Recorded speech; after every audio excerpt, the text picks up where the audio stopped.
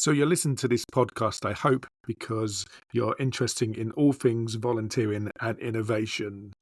One of the things that's happened quite a lot in recent years, certainly in the charity sector, is that the HR profession and the volunteering professions have joined functions, and volunteering is often managed within a larger people function. Recognising that this is something new to many HR professionals, Rob Jackson, Helen Timbrell, and myself, Chris Wade, have put together what we hope will be an exciting, informative, and really supportive opportunity for HR professionals and HR leaders wanting to learn more about volunteering and what they need to do in their new combined HR and volunteering people functions to make sure that both their staff and their volunteers thrive and are successful in their organisations, and that the volunteering and their HR teams equally are set up as best they can to really benefit from working alongside each other. There'll be input from ourselves, of course, but we'll have special guests on the day as well from across the charity sector, from people who have been there, tackled this issue, and come out with some real valuable learning.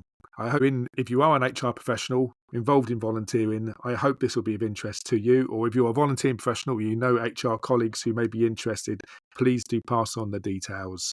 So, realising potential, collaboration and integration in HR and volunteering will take place in Swindon at the National Trust HQ on Friday, the 15th of November 2024. To express an interest and book tickets, please contact Helen at helentimbrell.com.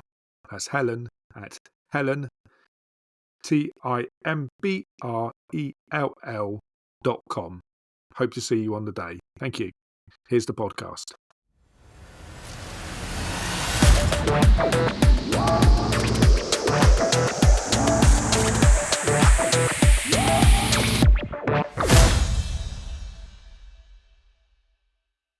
Hello and welcome to the latest edition of the Time for Impact podcast with myself, Chris Wade, and me, Matt Cobble. Hi, everyone. We're very lucky today to have yet another brilliant speaker, Janet Thorne from Reach Volunteering. Now, Reach Volunteering, I've been fascinated with for some time, mostly around the citizenship approach to volunteering. And for me, certainly I've seen that in their climate change volunteering activity. But Janet will probably tell us more about other ways they've been doing that. But to start with, first of all, welcome, Janet. And I wonder if you can just introduce yourself and tell us about Reach Volunteering to get us going. Hi, Chris. Thanks. And thanks for having me on the podcast. Really pleased to be here. So I'm Chief Exec of Reach Volunteering, a role I've been in since 2012.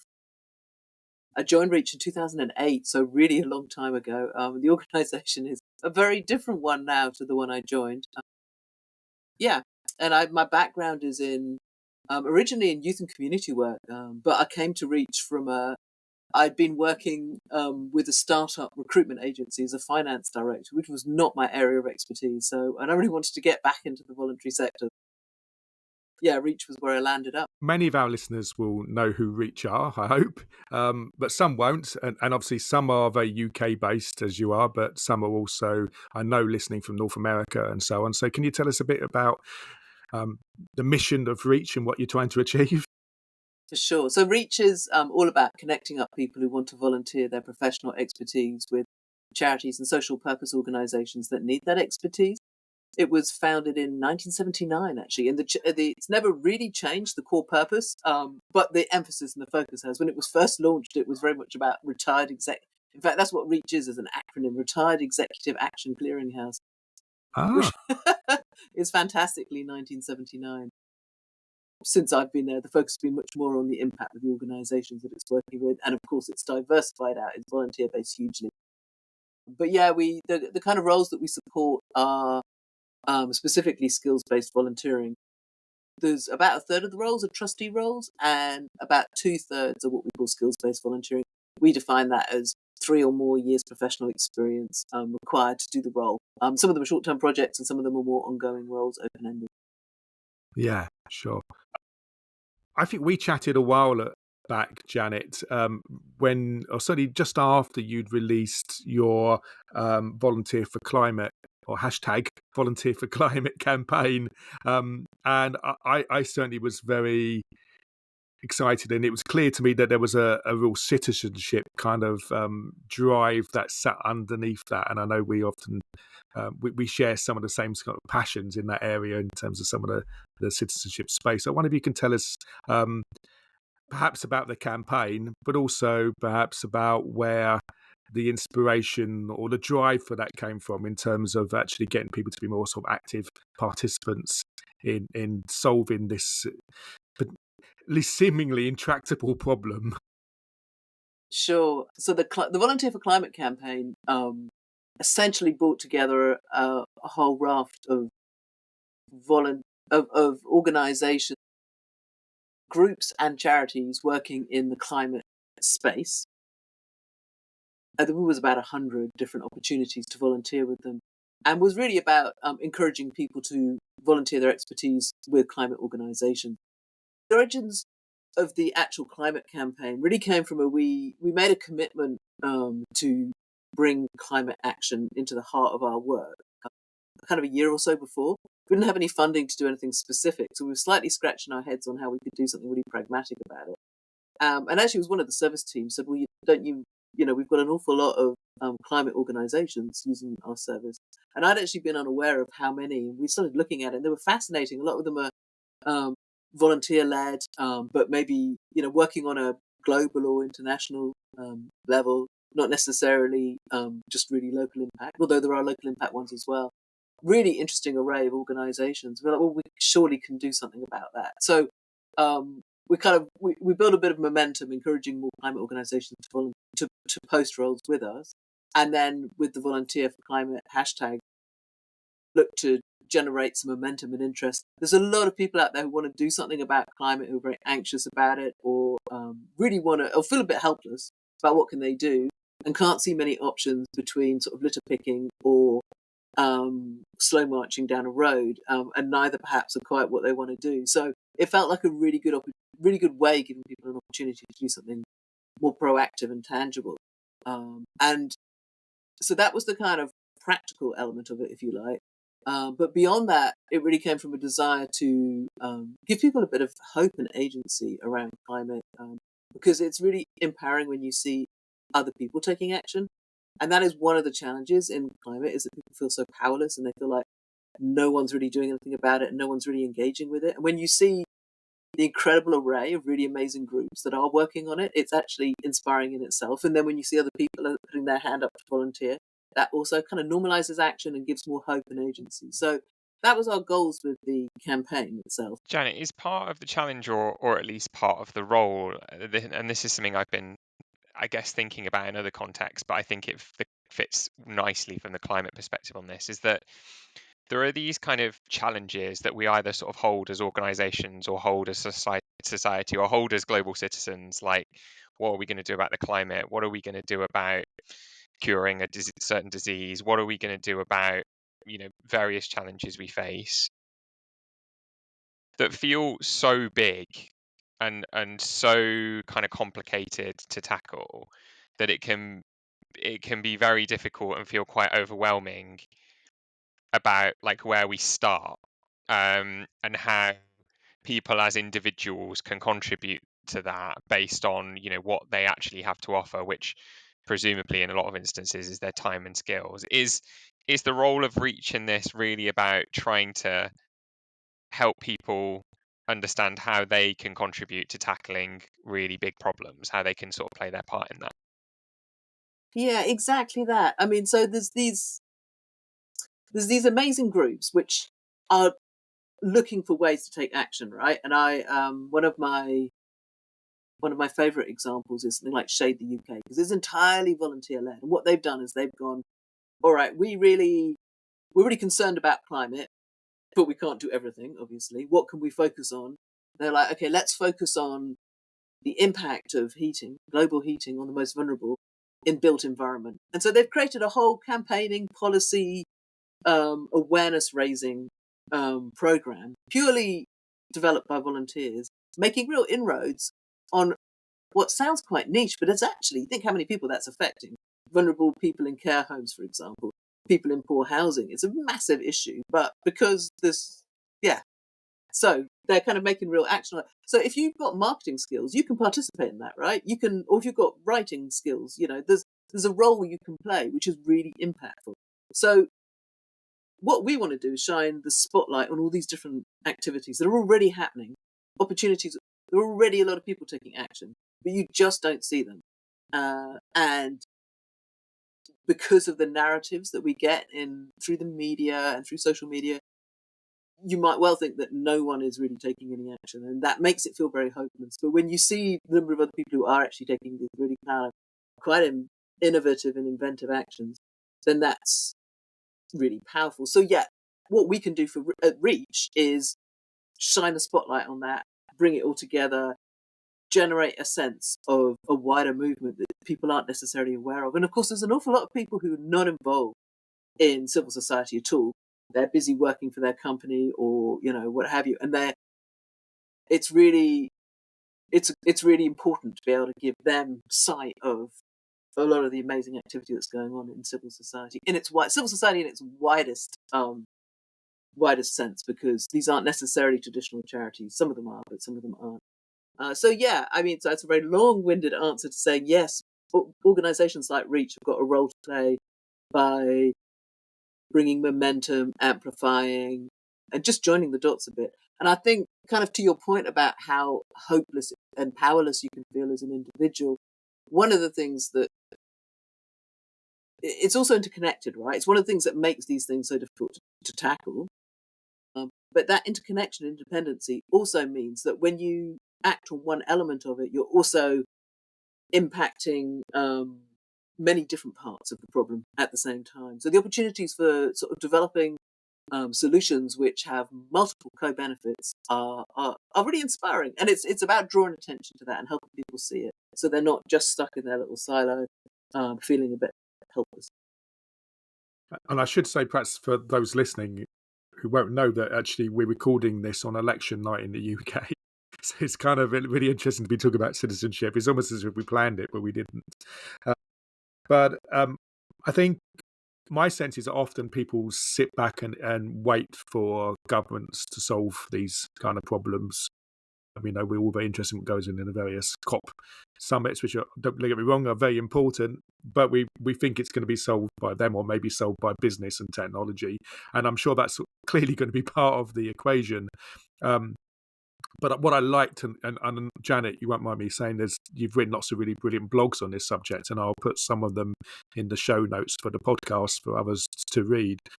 But what I liked about the campaign is it very much was saying, don't wait for government to do these things. Actually, collectively, we can do this. And you seem to, and you said the word yourself, you seem to be trying to build, or at least help the organisations you work with to build kind of movement, build community, build collective action.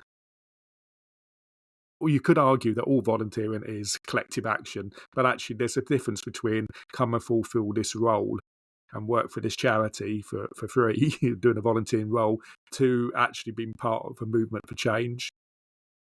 Yeah. When we launched the campaign, kind of literally at the same time, it was the point when Rishi Sunak rode back on a number of climate commitments and started sort of weaponizing climate as part of the sort of culture wars.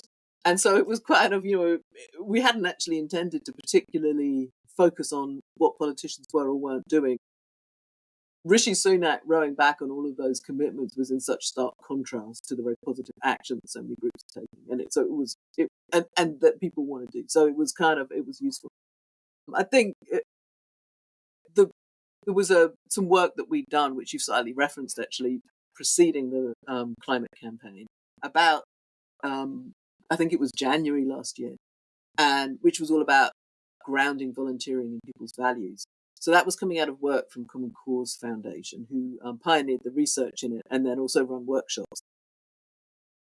And that's all about centering the intrinsic values that people hold dear to themselves.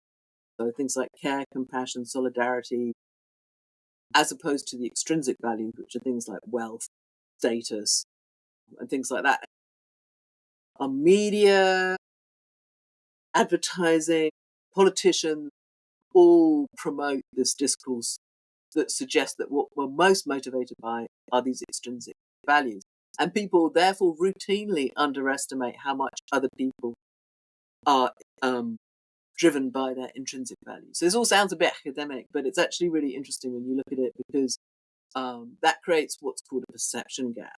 And that really matters, right? Because we know that we hold those values dear to ourselves, but we're not very good at talking about them because culturally that's just not what we do.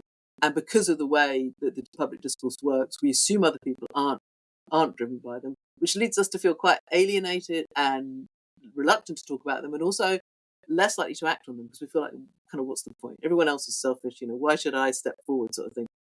And so if you ground your volunteering ask in intrinsic values, the research shows that volunteers are much more likely to come and stay for a longer time. And there's this ripple effect, right, which is that they're more likely to engage in other pro-social activity, which is all very jargonistic way of saying they're likely to also go and vote or give money to another charity. It's got a much wider sort of active engagement role. So we ran a campaign on that, and we had some really nice involvement from some other charities as well who really got into it. And off the back of that, Common Cause very kindly facilitated a community of practice for us. Because the thing that's really difficult is actually embedding this and actually doing it. Once you've understood the value of it, you're like, wow, okay. But we're so used to communicating in terms of extrinsic values. It was a really interesting moment in the community of practice where one of the charities was talking about how they tried to recruit volunteers to go to the Greenbelt Festival and sort of speak to other festival goers about their cause, which was something like climate justice. And they'd sent, they'd created these leaflets which were like, get a free ticket to the Greenbelt Festival, which of course is appealing to people's extrinsic values, get something for nothing. And they stopped and they were like, why are we doing that? We want people who are going to be really passionate about climate justice to go and talk to other people and persuade them about it. We don't want people who want free festival tickets. That's not what we're after. And so they switched it around. They were like, you care about, you care about climate justice, we do as well. Come and to the Greenbelt Festival and help inspire other people to take action on climate justice. And by the way, of course, you'll have a free festival ticket. And that switching totally changes how people engage, who gets attracted. So we were, as a team, really inspired by this. But the problem is, how do you then roll that out? So that kind of partly led on to the climate action campaign, because that was a sort of similar frame, and very much onto the citizenship, which you've also referenced, Chris, which we're really excited about, because that's a much more practical frame of like how people can take action. It's about agency, it's about participation, it's about working with people. And shared purpose. In fact, say again? And shared purpose, which is kind of shared references purpose, back to where you just come from.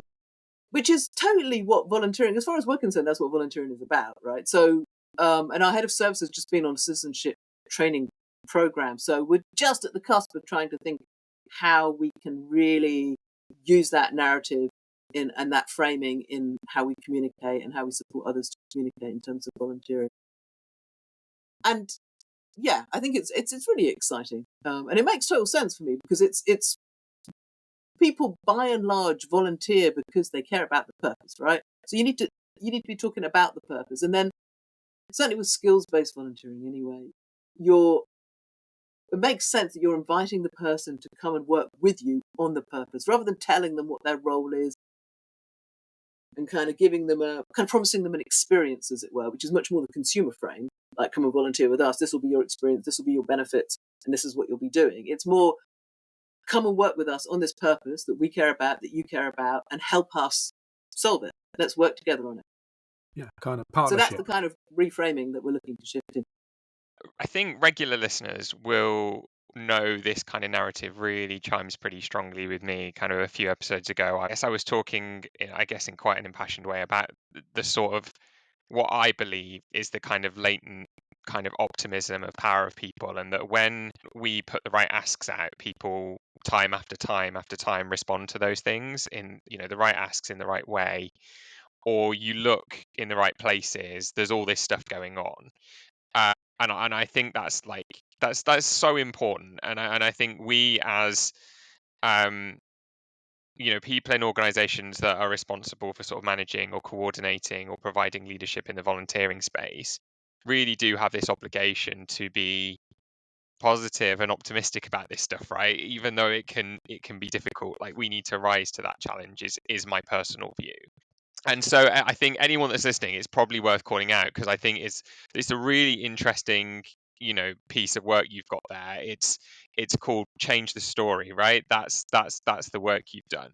And there's some really interesting and good, useful resources for individuals, but also for organizations as well, in terms of how you can, I guess, put some of this into practice, maybe shift your mindset or your thinking around some of this stuff, which I think, is the challenge for all of us, and it's probably the way we ultimately unlock some of this skills-based volunteering or different approaches to volunteering in our organizations. Even some of the stuff about, volunteering values and valuing volunteers, how we put all of that into place is really interesting. I guess my question, sort of which builds on from that, is obviously as a sector, and we've seen bits of research talking about this, which is like there's a backdrop here that suggests there is kind of record low volunteering rates across the sector. There is a bit of a narrative that says actually not as many people are volunteering as they used to. Um, I hear of lots of organisations that are really struggling to recruit and engage volunteers. But Reach are saying actually we've attracted more volunteers than ever. I think last year 13,000, almost 14,000 people signing up for opportunities. What do we need to be thinking about doing differently? How do we kind of practically change that story as volunteer involving organisations to unlock some of this stuff? Do you have any tips for us? Yeah, it's really hard because I wish we did a survey like pre-pandemic and now to see if there was a difference in why people are signing up. Because we've just seen we've got more than three times pre-pandemic numbers signing up. And actually it's accelerated this year, even further, even faster. And I haven't got any hard and fast evidence as to say why that is. And we haven't done anything radically different. So my conclusion is that it's really about the times. We saw the surge when the pandemic first started, and then we saw a surge when the cost of living crisis started to bite. So my interpretation of that is people care and want to do something about it. But I appreciate that is not the experience of the wider sector in every case.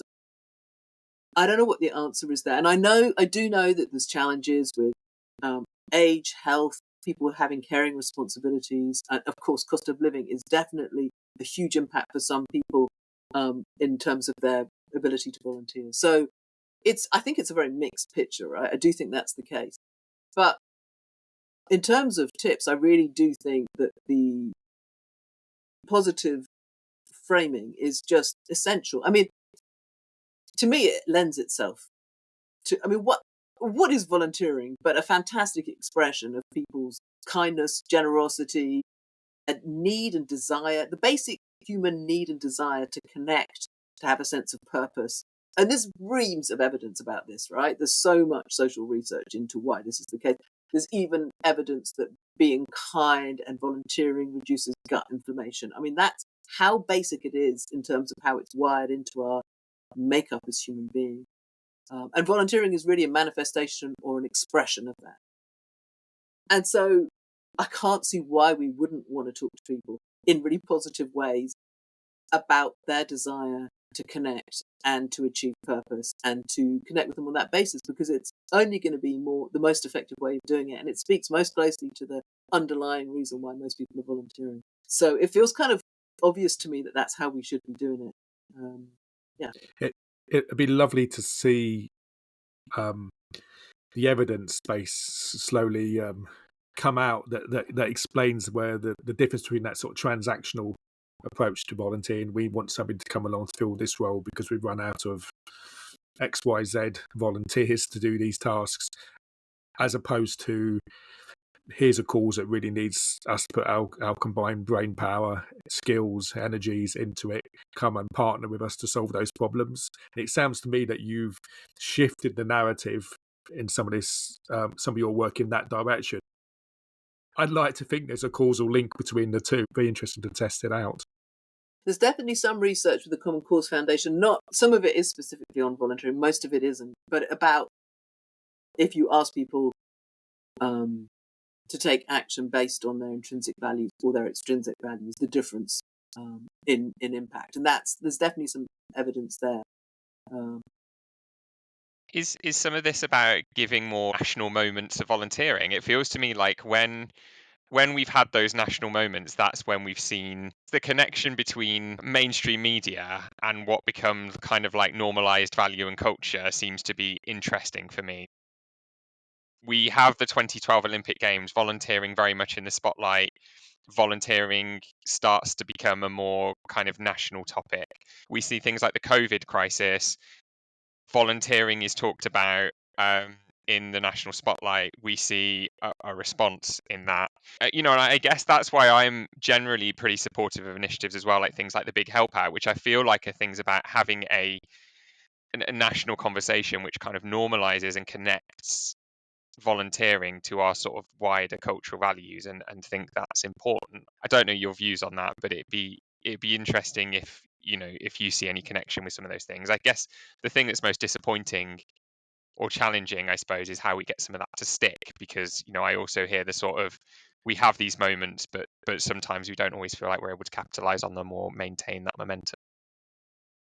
I think it's really hard, isn't it? For sure, that Olympics was a big kind of surge in volunteering, and COVID was as well. Although that was very much more mutual aid groups, and that was very much more people taking action locally by and large. I know there was things like the NHS Responder Act, which had a huge response, didn't it, from volunteers. But I think there was already, I think most of the surge in volunteering during the pandemic was very grassroots driven. I'm always a little bit wary about top-down initiatives because there's nothing that makes volunteering that sits more uncomfortably with me than a sort of being told to volunteer type argument. And the moment you start getting politics involved, you've got like big society type thing that becomes very, very counterproductive.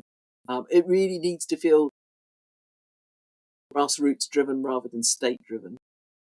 That's my take on it. And it needs to feel like it's really genuinely coming from people's autonomy somehow. I think that's a really crucial part of volunteering. It's about autonomy and agency. And the moment you start having a large institution or government telling you to do it, I think you get into tricky waters. So I'm always a bit unsure about these things. I think they can work, but I think there's also great risks of them going very wrong as well. I'm going to change tack quite a lot. I couldn't help but admire some of the digitalization processes in Reach, and that it feels to me that you've really started to drive not just the volunteering angle in terms of people volunteering through digital channels and signing up through digital channels, but also helping the volunteer leaders and the volunteer managers understand that space a bit better. I wonder what your views from Reach are on that. Oh goodness, I think that's kind of you. But what I do think has happened, and really this happened naturally as a consequence of COVID, is a huge uptake in the amount of organisations offering volunteer roles on a remote basis. So that swung from being a tiny minority to being the vast majority. And that's obviously been totally revolutionary in terms of how easy it is for people to volunteer. And it's not just, it's one of the things that struck me about that is that it's opened opportunities for, say, for example, a small local domestic violence charity in Wales wants some marketing expertise. They could only recruit from a very small number of people in their local area, right? Now they've got access to marketing expertise in the whole country because all they need to do is find someone with marketing expertise who cares about domestic violence, or perhaps even just wants to expand their portfolio. Who knows? So they've got a whole huge pool of people to draw on, and so that's totally revolutionised the the number of people that they can access. And one of the myths I've heard quite recently, actually, was someone was telling me that small charities don't do remote volunteering because they're just not comfortable with it. And I just thought, well, okay, 95% of the roles on Reach are remote, and the vast majority of organisations using Reach are really small. So that is just not true. I don't know where there are a lot of assumptions out there that aren't necessarily true. Interestingly, in terms of small organisations using Reach, for the first time last year, we can characterise organisations by the number of staff they have. And the most prolific posters of roles on Reach last year was volunteer-led organisations with no staff at all. And that's a radical change. Pre-pandemic, they were not, they were kind of the sort of fourth biggest group, for example. Now they're the biggest group. So that's been a huge surge. So people really underestimate how much, particularly small but very innovative organisations. Oh, sorry, I say very innovative. That's putting a slant on it. I think just a lot of small organisations are really quite digitally literate, and they have to. I've been doing some work recently with organisations that bring some of those smaller organisations together. So a shout out to, for instance, to the Thorne, who I think do some fantastic work, and to the Clare Foundation, and certainly talking to some of their, grassroots charities, brilliant charities. We've talked quite a lot about what I call communities of interest, which I think fits exactly into what you're talking about, Janet. Saying that pre-pandemic, it was quite hard for you to find people who would get behind your cause outside your local community. Example I often give is one of a fictitious environmental organisation who I say is concerned about the conditions of the rivers, lakes, streams, and so on across the country.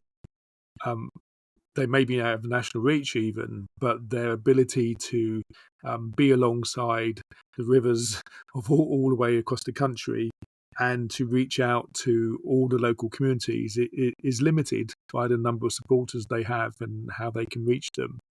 But by building communities of interest online in particular, that reach for me seems to be potentially much, much bigger. So they could build a community interest, for instance, around individuals who pursue angling as a leisure pursuit. It'd be quite difficult for them to reach out to individuals in their community who are anglers and build up a critical mass of people. But through building online communities that we now have the potential to do, you can reach a much larger number of anglers, coalesce them and convene them together in groups, such that they can campaign together, they can share information on WhatsApp, they can capture photos of the conditions of the rivers and streams in almost live time on the internet, and they collectively have a much larger voice. They can do fundraising and so on and so forth. So, yeah, I think the digital world now gives us an ability to build communities of interest rather than just geographical communities. So I think that will accelerate over the coming couple of years, I think, and hopefully organisations like yourselves will be at the forefront of that. Yeah, for sure. No, I'm sure it would only keep growing because, and as the tools get more accessible and easier to use as well, that helps as well, right? Yeah. And I want to ask you, because you said, did you say 40% of your roles are trusteeship roles now? Or did I Yeah, get that roughly that. Yeah. roughly 40%? Just while we've got you on here, to get your thoughts on the challenges to trustee recruitment, and particularly the issue around diversity in trustee boards. Yeah, the diversity question's an interesting one, and a really important one. The last proper research was done in 2017, and I don't know how much it's changed. I'd like to think it's changed a bit, but boards definitely still need to be more representative. What's interesting for me is there is this narrative that boards are unrepresentative because diverse people don't apply. Now, I know a lot of roles aren't even advertised, right, and they're recruited through word of mouth. So clearly that's going to be a barrier to people who are different joining a board, who are different to the existing members. But where boards do recruit, there's often a narrative as well that diverse people don't apply. And that's, from our experience, simply not true. We can track that because we collect demographic data and protected characteristic data off volunteers, and we can track applications for roles and placements as well. And what we found was that actually the applicants who apply for trustee roles through Reach are really diverse. In fact, in terms of ethnicity, they're more there's a higher representation of global majority than there are in the UK as a population, and far higher than typical trustee board. Gender was about 50-50, and in terms of age, there were a lot of people who would be deemed a young trustee, not necessarily that young, but what we found, which was more worrying, and if you bear in mind the cohort who are recruiting through Reach are going to be by and large more progressive because they are recruiting openly, at least. That's a kind of by default because they're using Reach, they're recruiting openly. But nonetheless, we found that the success rates were not suggested that there was a kind of a disparity in outcome. So the most significant, there wasn't much for gender, it seemed pretty fair. Younger people definitely were less likely to get appointed, but that's a complex one because there could be a number of reasons for that. But in terms of ethnicity, the most stark difference we found was that white British candidates were 3 times more likely to be appointed than people who identified as Asian, Pakistani, or Black African. So there is definitely something going on there, which suggests that the problem is not that diverse candidates don't apply, but that charities' recruitment processes aren't equitable. Yeah, and that was a really powerful piece of research which we did using a volunteer. In fact, using 2 volunteers. One who was a Marine who'd specialised in camouflage and algorithms, who did the data crunching for us, did data modelling, and then we had a fantastic volunteer who did data visualization for us and helped us compile the report, which was far more sophisticated than we would have been able to do if we hadn't had their support. I'd love to do a follow-up one, actually. So if there are any data scientists listening to this who want to volunteer to do that, get in touch. But yeah, that was a really interesting piece for us. So I think that's what I would say on diversity, is that it's not true to say that diverse candidates aren't interested, but you do need to look and make sure that your recruitment processes are truly equitable. So you need to think really clearly about how you're doing it. And we've got a wonderful suite of resources to enable you to do that. By the way, we have the trustee recruitment cycle, which is like an end-to-end bank of resources, templates, case studies, etc. Is part of the challenge, or at least I worry part of the challenge, maybe that organisations are maybe recruiting, or at least running their recruitment processes and selecting their candidates and engaging their candidates based effectively more on networks than they are on skills and experience. And actually, if we were utilising your thinking at Reach more, we would be relying less on our networks and our sort of internal people we know, and more about what skills do we need and where can we find them. I guess if we continue to focus on networks, we'll continue to be exclusive. If we start to think about skills and talents, And lived I guess there is a experience. degree of exclusivity in there in terms of skills and talents, but it becomes like we're casting the net more wide because those skills and talents could be anywhere. And in fact, we could be deliberately searching for things that we've not got rather than trying to find people that understand the world and of an individual charity and how that works. Yeah, for sure. That's the most fundamental problem, is that the vast majority of charities are just recruiting through word of mouth, through their own networks, and therefore the people they approach are very similar to them. And so, yeah, that's if you're recruiting through your own networks, that's nothing else is going to particularly help in terms of diversifying your board. And you're right. I mean, focusing on skills and qualities is really important. Lived experience, of course, is a hugely important element as well. And thinking intentionally about diversity as well, noticing who's not round the board table, thinking about who should be around the board table given what your mission is and who you're looking to serve, and then thinking, well, why are they not around the board table?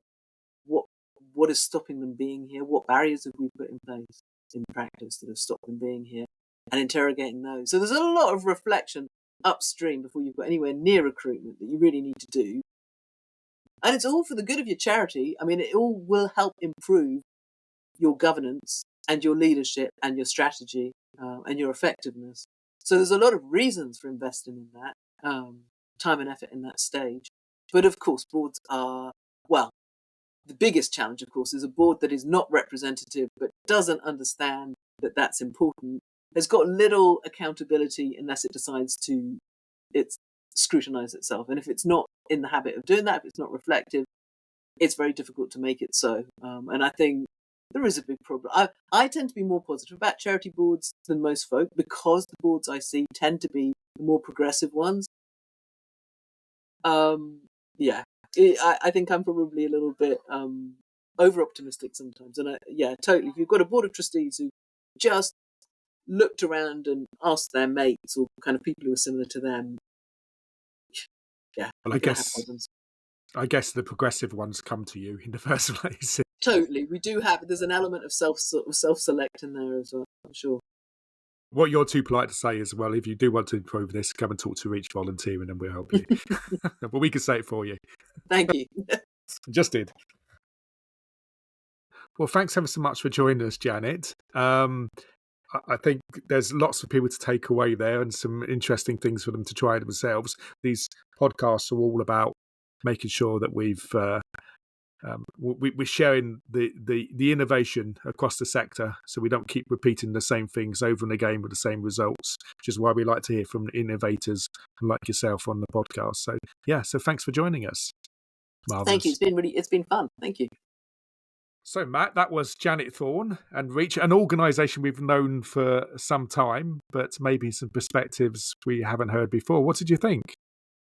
Yeah, I thought it was an interesting chat, and one that's I certainly feel like I'm leaving this call going, oh, I'd love to find out more about that. I'd love to learn more about this. I think Reach is an organisation I've been sort of talking about for years and years and years, and often I've been talking about it sort of primarily as a volunteering brokering organisation, I guess in a similar vein to organisations like Do It and back in the day things like V Inspired and things like that.